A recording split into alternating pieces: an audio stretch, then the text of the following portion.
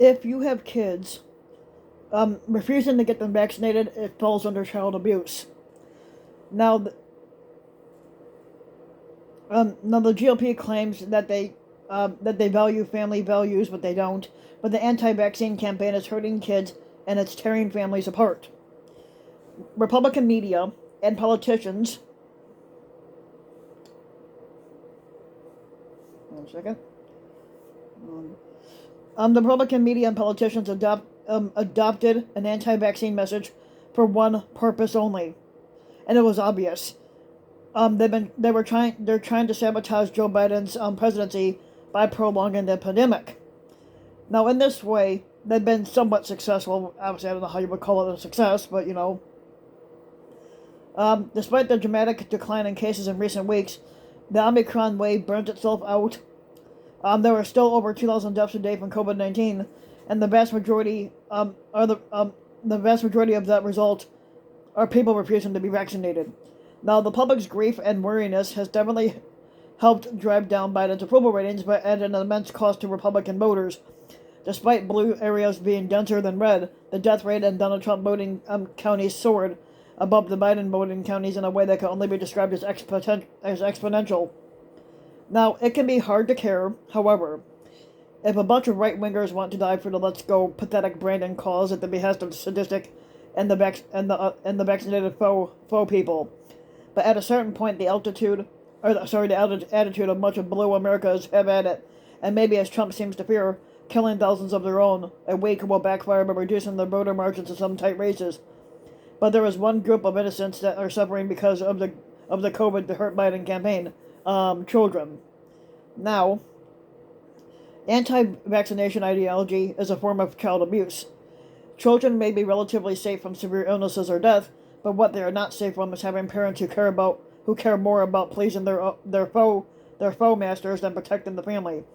Unlike a lot of case rates and death rates, the amount of emotional pain that right-wingers are inflicting on children and their anti-vaccination mania may be immeasurable. Now take a gander at some of the hair-curling stories that have come out recently showing how much damage anti-vaxxers are doing to the mental state of their children. In Ohio, a pediatrician named Dr. Thomas Nagan had went viral on Twitter with the heartbreaking story of a teenage patient whose mother had just recently died of COVID. The boy's mother was arrested after he got into a heated fight with her that led to his sister calling the police. Now in jail, she's believed to have caught the virus and she died. All because even though her son had been vaccinated, she refused. Her death was obviously her own fault and not that of her child, and yet Dr. Nagan reported family blames him, and he of course is blaming himself. On Wednesday, NPR had released a story of a 16-year-old named Nicholas Montero, whose Republican parents are so miserable to be around that he runs track, works night and weekend shifts at Burger King all day to stay out of his fucking house. Now naturally, they fucking refuse to let him get vaccinated. It's like one thing they see on Facebook and then they completely believe it, he lamented. So he got on a bus to Philadelphia and fucking did it himself.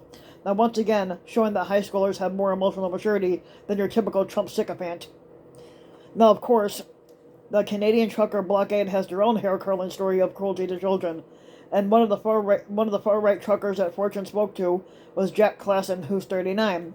His daughter is receiving palliative care at a center in Winnipeg. Now Klassen and his wife have abandoned the 9-year-old kid, according to them.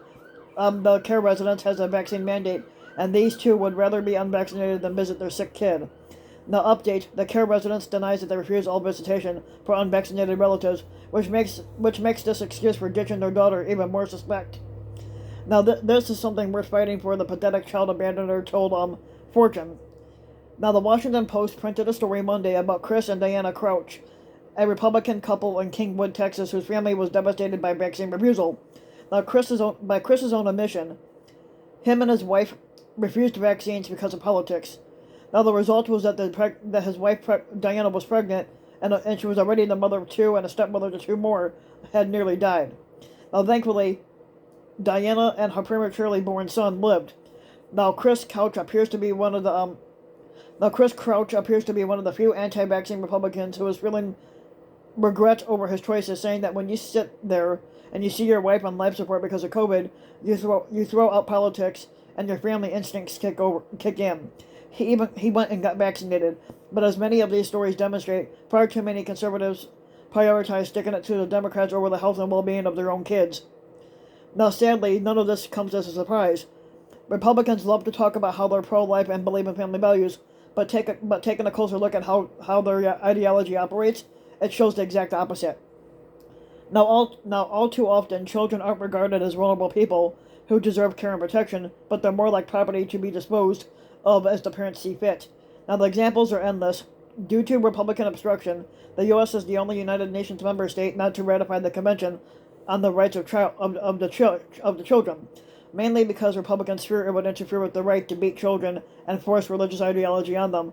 Now, conservatives also continue to fight to deny trans children their right to be treated with basic decency, and to force children into pray the gay away abuse forms, and compel pregnant minors to give birth against their will. Now, the recent hysterics that Republicans are sowing in school boards across the country is another example. Conservatives say that they want to ban mask mandates and critical race theory in order to protect the children, but even a cursory examination shows that the opposite is true. They are using children as pawns in their gross political games, and while it's reasonable to debate the wisdom of mask mandates in schools, now that school-age children can be vaccinated, the anti-mask agenda was raging well before kids could get the shots, rendering them vulnerable to the virus and the potentially serious side effects of encountering it with no prior immunity. As for critical race theory, well, let's just say that it was a hoax that was propped up as a cover story to deny children basic education. Now, once again, Republicans are trying to deprive children of a fundamental right. And worse off, they're not only trying to undermine the quality of education, but many right-wing activists want to fucking destroy the public education altogether, believing that the parents' right to control their child and to treat them like property instead of people is absolute. It may come as a fucking shock to see how many people are depriving children of their medical care,